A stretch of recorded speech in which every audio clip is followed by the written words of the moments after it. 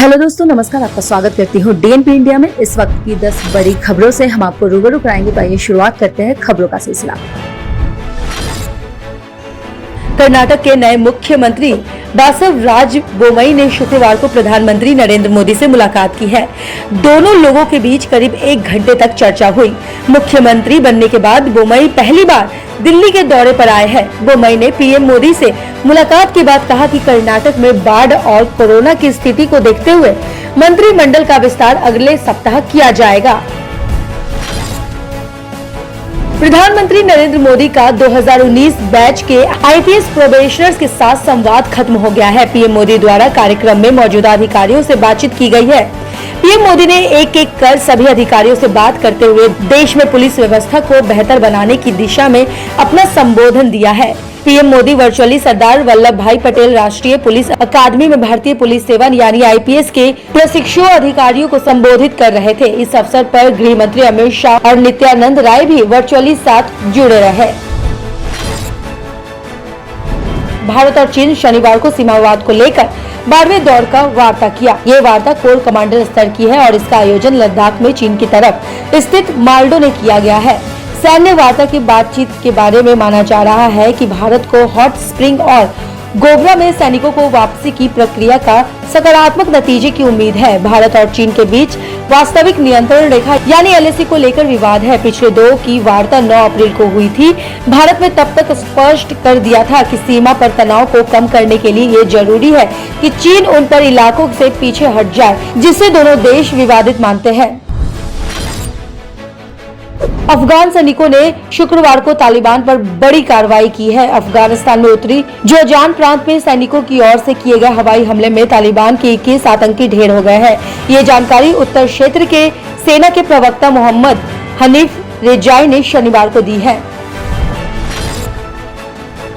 दुनिया भर में देश का नाम रोशन करने वाली इंटरनेशनल मास्टर एथलीट मान कौर का शनिवार दोपहर करीब 1:30 बजे निधन हो गया है। उन्होंने 105 साल की उम्र में मोहाली के डेराबस्सी स्थित शुद्धि आयुर्वेदिक अस्पताल में आखिरी सांस ली है। मान कौर बीमारी की वजह से पूरी डाइट नहीं ले पा रही थी। खाना न खाने की वजह से उन्हें काफी कमजोरी आ गई थी।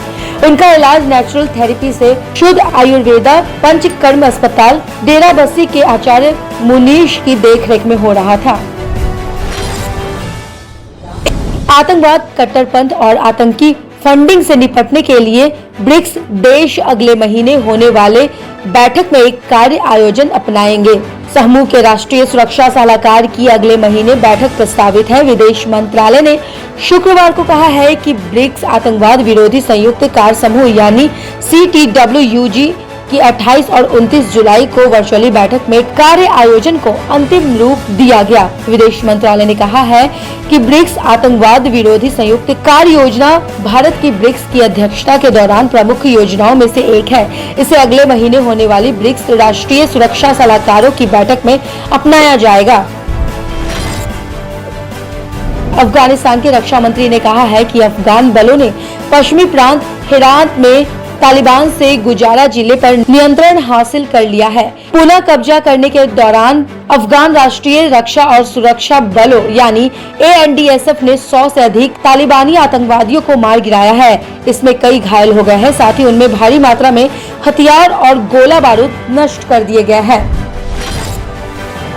5 महीनों के बाद अमेरिका में 1 लाख से अधिक नए कोरोना संक्रमितों की पहचान हुई है। फरवरी के बाद यहां आए इस संक्रमण के आंकड़ों में पिछले कोरोना वायरस का डेल्टा वेरिएंट है। आधिकारिक आंकड़ों के अनुसार देश में 1,02,278 नए संक्रमित मिले हैं। 436 नई मौतें दर्ज हुई हैं। विश्व में अनेक देशों में बढ़ते कोरोना के मामलों को लेकर इजराइल पूरी तरह सतर्क है। इजराइल ने 4 और देशों की यात्राओं में प्रतिबंध लगा दिया है। स्वास्थ्य और परिवहन मंत्रालय ने एक संयुक्त बयान में कहा है कि इजराइल ने अपने नागरिकों को ब्रिटेन, जॉर्जिया, साइप्रस और तुर्की की यात्रा पर प्रतिबंध लगाने का फैसला किया है। इन 4 देशों में कोरोना के मामले में बढ़त देखी गई है। इसी के चलते इजराइल ने ये फैसला लिया है। एयरलाइंस एयर 11 अगस्त से रांची के रास्ते कोलकाता भुवनेश्वर उड़ानें संचालित करेगी। एयरलाइंस एयर ने कहा है कि वो 11 अगस्त को कोलकाता रांची भुवनेश्वर मार्ग पर नई उड़ानों का परिचालन करेगी। ये उड़ान हर सोमवार, बुधवार, शुक्रवार और रविवार को ऑपरेट होगी। बयान के मुताबिक ये एयरलाइन इन शहरों को जोड़ने के लिए 70 सीटों वाला विमान तैनात करेगी। खबरों की और जानकारी के लिए देखते रहिए DNP इंडिया। तब तक के लिए नमस्कार।